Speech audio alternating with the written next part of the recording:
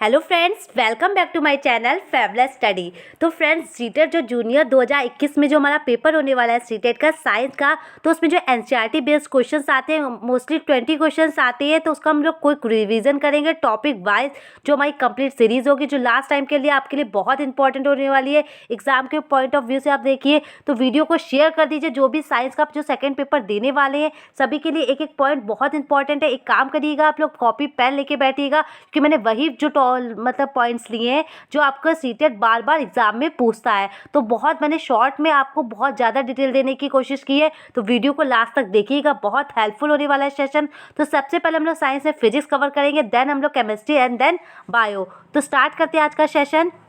तो सबसे पहले हम लोग देखेंगे जो फूड टॉपिक है हमारा, उसके बारे में देखेंगे। तो फूड क्या होता है ये आपको बताना है। तो भोजन क्या होता है? वह पदार्थ जो हमारे शरीर को भिन्न भिन्न प्रकार के पोषक तत्व क्या होते हैं? जैसे कार्बोहाइड्रेट, प्रोटीन, वसा। तो the substance that give our body different types of nutrition, वो क्या कहलाते हैं? वो हमारे भोजन के प्रदान करते हैं। और भोजन के मुख्य स्रोत क्या पूछा जाए भोजन हमें कहाँ से मिलता है? तो पौधों और जंतुओं से मिलता है। ऐसे सीटेड क्वेश्चंस पूछता है कि भोजन किससे मिलेगा? पौधे, जंतुएं, ऐसे करके 4-5 ऑप्शन होंगे। तो किससे मिलेगा? भोजन और जो मिलेगा पौधे और जंतुओं से। हम पौधों के अनेक भागों को खाते हैं, जैसे जड़, तना, पत्ती, फूल, फल। ठीक है, तो ये खाते हैं। तो सीटेट क्या पूछता है? कौन से भाग खाने योग्य? पत्ती, तना, किसकी हम पत्तियां खाते हैं? कि कौन से भाग जड़ कहलाता है? किसका भाग तना खाया जाता है? तो ये क्वेश्चन सीटेट पुटअप करता होगा। आपने जो देखा होगा प्रीवियस ईयर के, अगर आपने पेपर सॉल्व किए होंगे तो याद रखिएगा, चुकंदर, पालक और गाजर, इसकी क्या खाई जाती है? तना और पत्तियां दोनों खाई जाती हैं। याद रखिएगा, दोनों इलिजिबल होती हैं। एंड सीताफल, जो सीताफल क्या होता है? जो काशी फल होता है, इसको सीताफल को क्या काशी फल भी कहते हैं। इसके फूलों की सब्जी बनती है। ये बहुत इंपॉर्टेंट पॉइंट है, देख लीजिएगा। पूछा जाएगा सीता मतलब कौन से फूलों की सब्जी बनती है? तो सीताफल ऑप्शन में होगा, गाजर, पालक ऐसे होगा। तो किसके फूलों की सब्जी बनती है? तो सीताफल के जो फूलों की सब्जी बनती है। कैबेज, फूल गोभी, वो भी एक फूल की सब्जी बनती है। तो याद रखिएगा। जबकि वाइल लिखा हुआ है, brinjal and lady finger leaves are not eligible. जो ब्रिंजल या कि बैंगन होता है और लेडी फिंगर जो होती है, उसकी जो लीव्स होती है वो नॉट एलिजिबल होती है। उसके हम लोग नहीं खाते, उसके फूलों को हम नहीं खाते हैं। याद रखिएगा, जो कि जहरीले होते हैं। याद रखिएगा, इंपॉर्टेंट पॉइंट्स है, याद रखिएगा, ये बहुत इंपॉर्टेंट है। सीताफल की जो होता है, काशी फल होता है, उसके फूलों की सब्जियां भी बनाकर खाई जाती हैं। नेक्स्ट देखते हैं। अब आगे देखते हैं, लिखा हुआ plants root as a fruit, मतलब कौन से जिसका तना खाया जाता है? तो क्या हो जाएगा? गाजर, मूली, चुकंदर, शकरकंद और सलजम। याद रखिएगा, कैरेट, रेडिश, बीटरूट और स्वीट पोटैटो और टर्निप होता है। और स्टीम किसकी हम तना खाते हैं? किसकी? सॉरी, वो ऊपर रूट्स है मतलब जड़े है, नीचे स्टीम हो गया। तो स्टीम किसकी हो जाएंगी? तना किसका? ओनियन, पोटैटो, गिंजर, गार्लिक और ट्यूमेरिक, मतलब प्याज, आलू, अदरक और लहसुन, हल्दी। क्वेश्चन क्या पूछा जाएगा? कौन सी जिसके तने खाए जाते हैं? तो आपका होगा मूली, चुकंदर, शकरकंद, आलू। तो किसका हो जाएगा? आलू। तो ये याद रखिएगा, इनको नोट कर लीजिएगा, यही क्वेश्चंस आते हैं सीटेट, ऐसे ही क्वेश्चंस रिपीट करता है। लीव्स किसकी पत्तियां खाई जाती है? तो पालक हो गया, गोभी, सरसों के पौधे, ये सब क्या हो जाएगी? इसकी पत्तियां खाई जाती हैं। याद रखिएगा। फ्लावर्स, तो फ्लावर्स में किस किस के होंगे? अब जो कि अभी मैंने बताया, काशी फल जो कि उसकी जिसकी फूल खाए जाते हैं, केले का पौधा, कद्दू का पौधा, सूरजमुखी के भी खाए जाते हैं फूल, और चमेली के भी। तो ये सब इंपॉर्टेंट है, किसके फूल खाए जाते हैं, किसकी पत्तियां खाई जाती है, किसकी तने और किसकी जड़ें। ये चारों पॉइंट्स इंपॉर्टेंट है। अगले देखते हैं, भोजन के जो मुख्य पोषक तत्व या अवयव जो कंपोनेंट्स है वो क्या है? तो कार्बोहाइड्रेट्स हमें किस किस से मिलता है? तो कार्बोहाइड्रेट्स मिलता है वीट, गेहूँ, राइस, पोटैटो और एटसेट्रा, मतलब चावल से, आलू से। और फैट्स किससे मिलता है? फैट्स मिलेगा बटर से, घी से, मिल्क से, चीज़ से, एटसेट्रा। प्रोटीन्स हमें क्या करता है? वो बॉडी क्या करता है? बिल्डिंग करता है, बॉडी को स्वस्थ रखता है, मरम्मत करता है। तो मिल्क और एग जो हमें प्रोटीन देता है। मिनरल्स क्या होंगे? जो मिल्सन से कैल्शियम मिलता है, फॉस्फोरस, आयरन और सोडियम एटसेट्रा। ये बहुत इंपॉर्टेंट, याद रखिएगा। ये ऐसे एज इट आया था कि we get more energy from fat than carbohydrate. Carbohydrate और जो फैट होते हैं दोनों में एनर्जी देते हैं, लेकिन पूछा जाए कि कौन ज़्यादा एनर्जी देता है, तो अगर हम लोग फैटी चीज़ें खाएंगे तो हमें एनर्जी ज़्यादा मिलेगी। तो कार्बोहाइड्रेट से ज़्यादा एनर्जी कौन देता है? तो देते हैं फैट देते हैं। तो फैट में क्या होगा? इससे बटर, घी, मिल्क, चीज़। तो ये याद रखिएगा, ये सब इंपॉर्टेंट पॉइंट्स है, सीटेट यही क्वेश्चन करता है। नेक्स्ट देखते हैं, क्वाशियोकोर एवं मैरेमस जो होती है वो डिसीज़ होती है, किससे होती है बीमारी हो जाती है, तो किसकी कमी से हो जाती है। अगर प्रोटीन हमारे शरीर में उचित मात्रा में ना हो, उसकी कमी हो, तो हमारे में कौन सी बीमारी हो जाएगी, क्वाशियोकोर या मैरेमस भी कहते हैं एवं मैरेमस भी कहते हैं। तो याद रखिएगा, ये याद रखिएगा, इसको नोट डाउन कर लीजिए।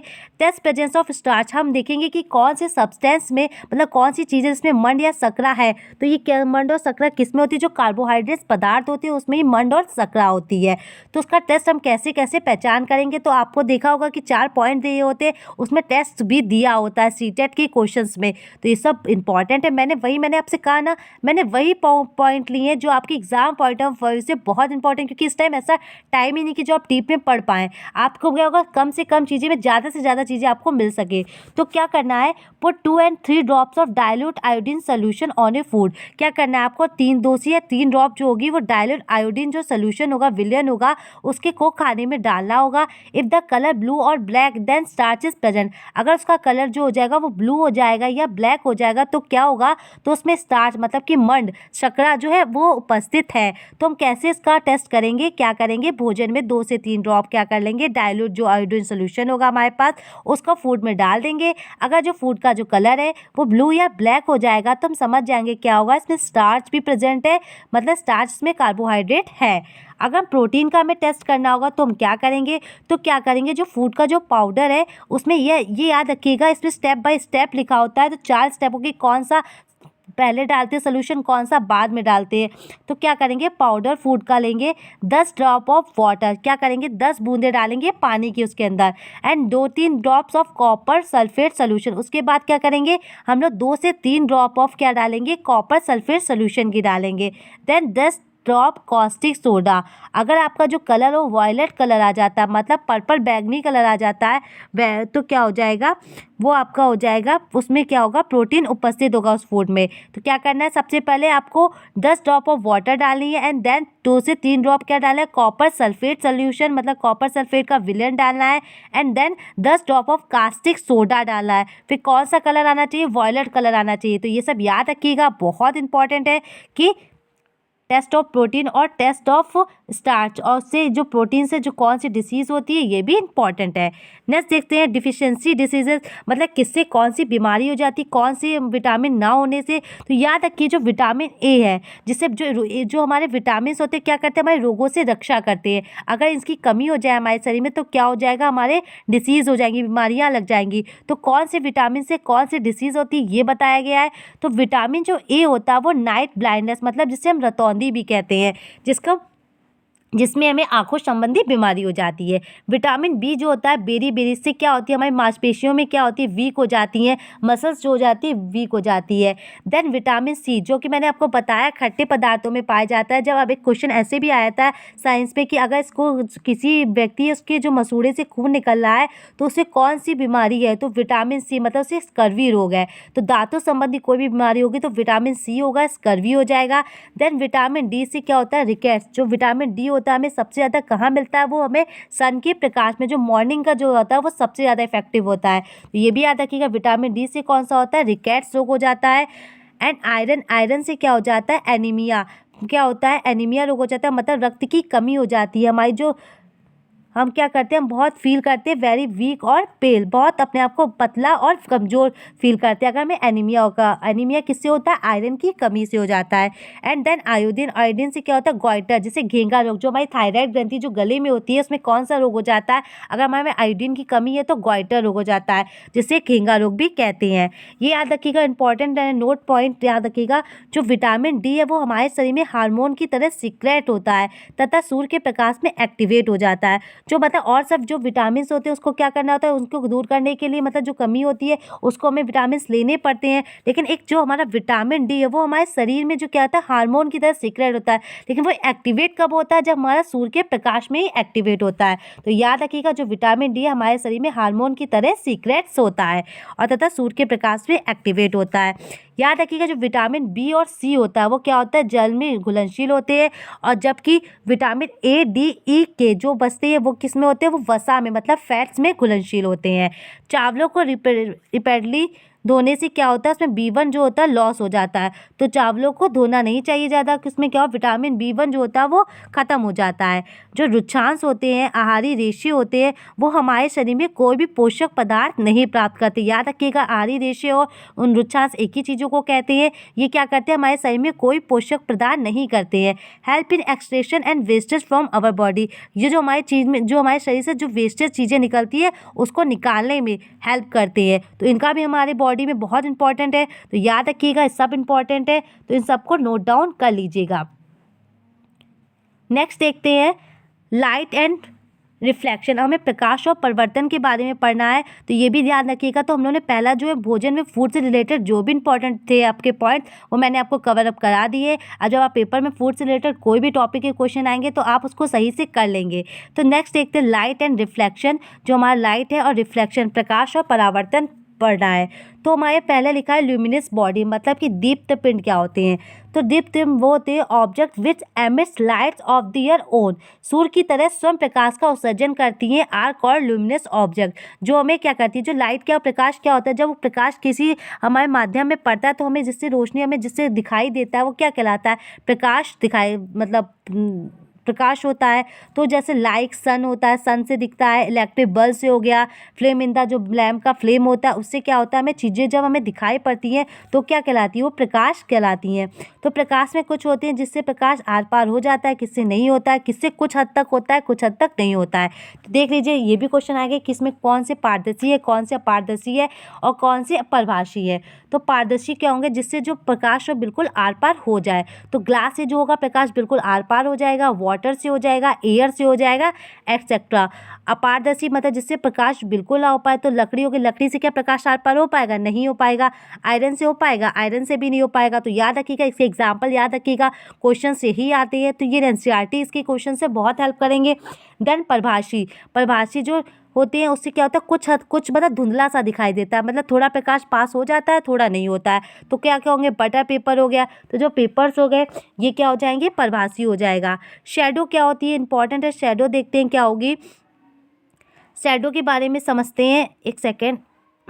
तो शैडो क्या होगी, लिखा हुआ a dark shape that appears on a surface when someone or something move between the surface and a source of light. एक गहरा काला आकार जो सतह पर दिखाई देता है जब कोई या कुछ सतह और प्रकाश के स्रोत के बीच में आता है। जैसे मान लीजिए ये सन है, ठीक है, सन से ये प्रकाश आ रहा है, नीचे क्या है, ये सतह है, ठीक है। अगर उसके नीचे, उसके पास मैंने अपना ऐसे हाथ रख दिया तो क्या होगा, यहाँ पे क्या होगा, जो हमारा जो मतलब आधार है, यहाँ पे बेस है, जो हमने मतलब आधार रखा है, उस पर क्या हमारी परछाई दिखेगी हाथ की, क्योंकि ऊपर से लाइट आ रही है और वो हमारी दिखेगी। और वो जो हमारी जो मतलब हाथ की जो परछाई होगी वो हमेशा ब्लैक कलर की होगी। इसी क्या कहते हैं, जब हमारा सन और जो नीचे आधार हो उसके बीच में अगर कोई चीज़ आ जाए, कोई भी मतलब सतह पे कुछ आ जाए, तो वो जो उसकी परछाई बनेगी वही क्या कहलाएगी, परछाई कहलाती है। जो उसकी आकृति बन जाती है वो परछाई या छाया कहलाती है, जो हमेशा काले कलर की बनती है। नेक्स्ट देखते हैं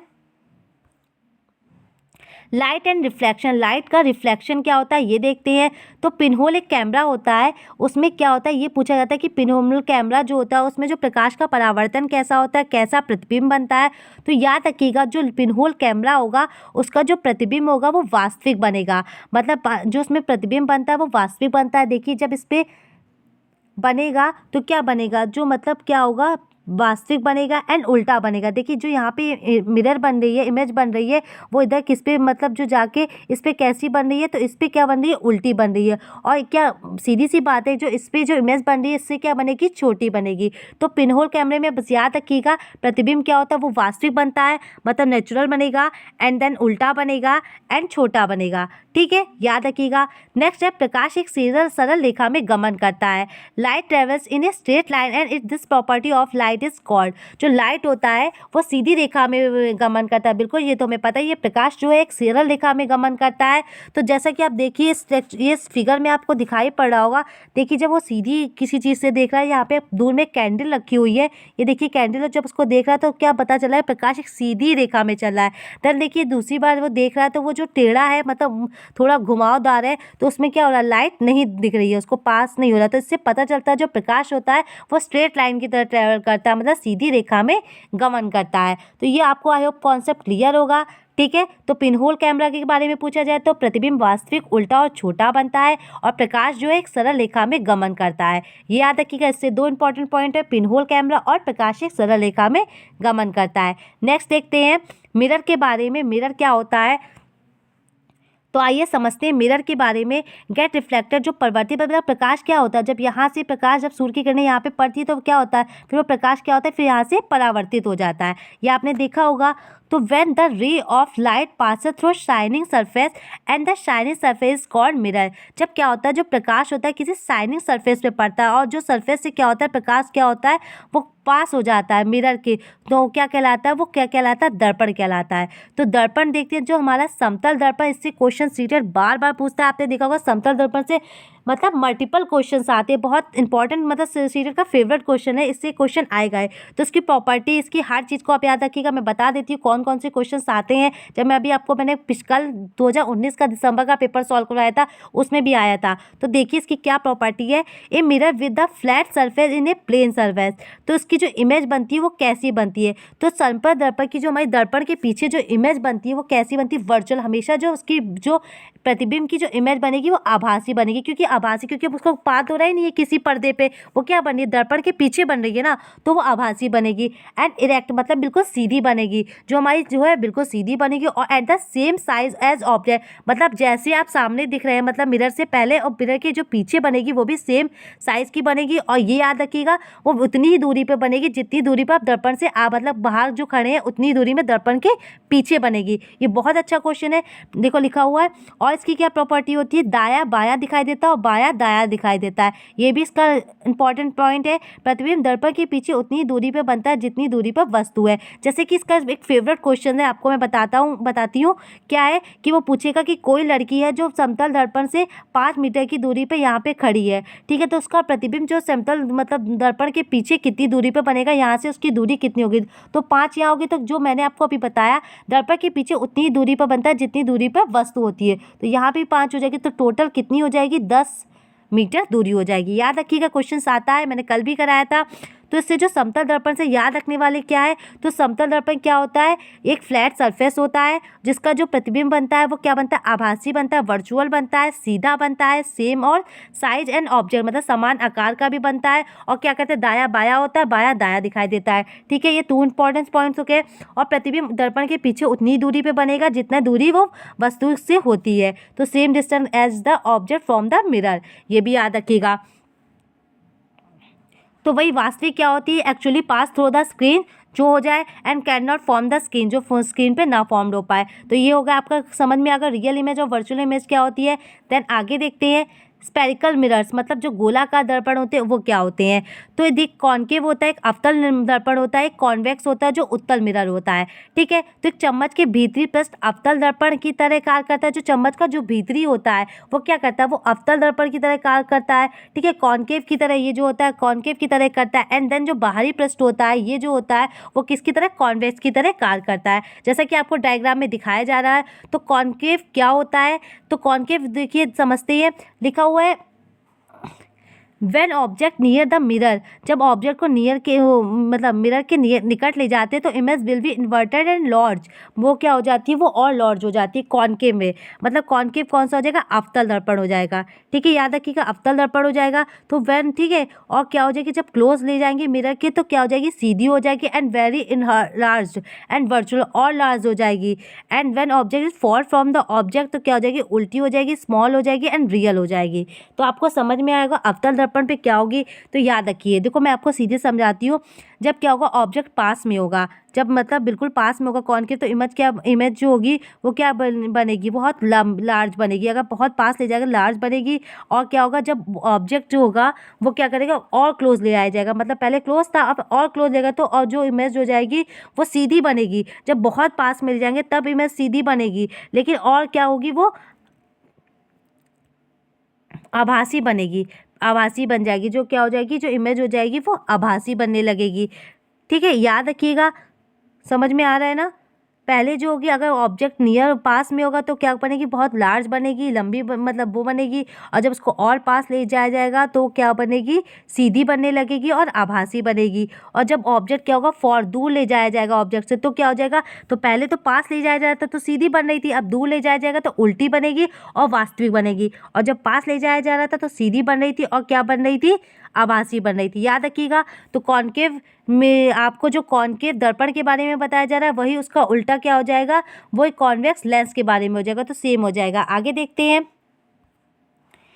कॉन्वेक्स लेंस, कॉन्वेक्स दर्पण जो होगा उसके बारे में क्या है, इसमें क्या होगा, प्रतिबिंब हमेशा सीधा बनेगा, आभासी बनेगा, ठीक है, एंड स्मॉल बनेगा। ठीक है, कॉन्वेक्स में क्या होगा, हमेशा सीधा बनेगा, आभासी बनेगा, वर्चुअल बनेगा। और जबकि कॉनकेव में क्या था कि अगर हम उसके बहुत पास लाते हैं तो वो क्या होगा, बिल्कुल क्या कहते हैं, सीधा दिखाएगा लेकिन आभासी दिखाई देगा, और दूर ले जाएंगे तो वो होगा, उसमें दोनों होती है। लेकिन जबकि कॉनकेव में क्या होगी, वो सीधा होगा, आभासी होगा। ठीक है, अब लेंस देखते हैं, जो लेंस के बारे में, तो लेंस वही होता है जो मैंने आपको बताया, कॉनकेव जो होता है वो कॉन्वेक्स हो जाता है वहाँ पे, और कॉन्वेक्स हो जाए वो कॉनकेव हो जाता है। तो देखते चलिए लेंस के बारे में समझते हैं। वे लेंस जो किनारे की जगह किनारे की जगह बीच में मोटे और वे उत्तल लेंस होते हैं। क्या होते हैं, जो किनारे की जगह क्या होते हैं, किनारे की जगह बीच में मोटे होते हैं। देखिए जो बीच में मोटे दिखाई दे रहे हैं क्या हो जाएंगे, उत्तल लेंस हो जाएंगे। और जो किनारे की जगह पतले होते हैं वे क्या कहलाते हैं, अवतल। जो बीच में देखिए मोटे होंगे, किनारे में पतले होंगे, वो क्या होंगे, कॉन्वेक्स, मतलब कि अवतल दर्पण होंगे। तो आइए देखते हैं। ठीक है, इन्हें middle than the edges then the convex lens, convex and those that are thinner in the middle than the edges are convex lens. चलिए इमेज देखते हैं, इसमें क्या होगी, जो कॉनकेव में होगी, जो कि उत्तल, जैसे जो कि हमारा उत्तल लेंस है, ठीक, उत्तल दर्पण है, उसी का उल्टा क्या हो जाएगा, कॉन्वेक्स लेंस हो जाएगा।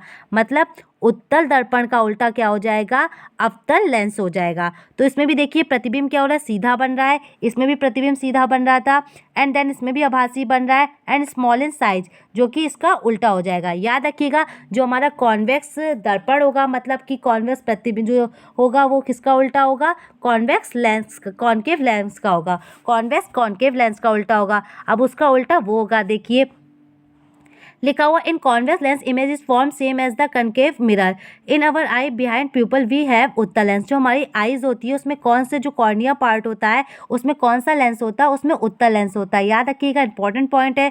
यूज ऑफ कॉन्वेक्स लेंस, उत्तल लेंस के यूज क्या है, तो क्या करते हैं, doctor use a convex lens to see the eye and ear. Doctors क्या करते हैं, जो आई और आंखों और कान के लिए कौन सा यूज करते हैं, उत्तल लेंस का यूज करते हैं। Convex lens eye glasses are use to the prevention of far sightedness, मतलब दूरदृष्टि दोष। मतलब दूरदृष्टि दोष में क्या होता है, हमें पास की चीज़ें नहीं दिखाई देती, तो पास की दूरदृष्टि दोष में क्या होता है, हमें दूर की वस्तु तो दिखाई देती है, बस पास की नहीं दिखाई देती है। तो उसमें क्या हो जाएगा, तो हम कौन से लेंस का यूज़ करते हैं, तो कॉन्वेक्स लेंस का यूज़ करते हैं। ठीक है, देन आगे देखते हैं अवतल लेंस क्या होगा। तो अवतल लेंस जो होता है उसको क्या कहते हैं, उसमें कौन सा हमें पहले प्रॉब्लम हो जाती है, इसे माइपिया भी कहते हैं, निकट दृष्टि दोष। तो निकट दृष्टि दोष में निकट की वस्तु तो दिखाई देंगी लेकिन हमें दूर की नहीं दिखाई देंगी। तो याद रखिएगा, ये निकट दृष्टि दोष और दूर दृष्टि दोष में क्या होता है, दूर में दूर की दिखाई देती है लेकिन पास की नहीं दिखाई जाती, और निकट में क्या होता है, निकट की दिखाई देती है लेकिन दूर की नहीं दिखाई जाती। इसे माइपिया भी कहते हैं। इसमें कौन सा होता है, कॉनकेव, मतलब कि अवतल लेंस का यूज़ होता है। ठीक है, अवतल लेंस का यूज़ होता है। तो देखिए अवतल लेंस का यूज़ होता है। तो ये आपको क्लियर हो गया होगा, उत्तल अवतल हो गया। अब नेक्स्ट पार्ट में हम लोग क्या पढ़ेंगे, मैग्नेट क्या होते हैं, किसी मैग्नेटिक कौन से चुंबकीय होते हैं, कौन से अचुंबकीय होते हैं, वो हम लोग नेक्स्ट पार्ट में देखेंगे। तो ये लेंस से आपको क्लियर हो गया होगा ये सब। कोई भी प्रॉब्लम हो तो मुझे बता सकते हैं। कौन सी दीप्त होती है, कौन सी पारदर्शी, अपारदर्शी हम लोगों ने सब कर लिया है। पिनहोल कैमरे में कैसा प्रतिबिंब बनता है, समतल दर्पण के बारे में मैंने बता दिया कि क्या क्या इसकी प्रॉपर्टीज़ हैं, जो आप नोट डाउन कर लीजिएगा। फिर कॉनकेव और कॉन्वेक्स मिरर क्या होता है, देन उसका उल्टा किसके उल्टा है, ये भी मैंने आपको बता दिया है। आई होप आपका क्लियर होगा क्या क्या प्रॉपर्टी है, तो ये सब आपकी क्लियर होगी। नेक्स्ट पार्ट में हम लोग आगे का जो फिजिक्स के जो तीन टॉपिक बचे हैं उसको हम लोग क्लियर करेंगे, देन हम लोग केमिस्ट्री करेंगे। तो फ्रेंड्स वीडियो अच्छी लगी हो तो दोस्तों से शेयर जरूर कर दीजिएगा, लाइक शेयर सब्सक्राइब जरूर करिएगा। Thank you for watching, thank you friends.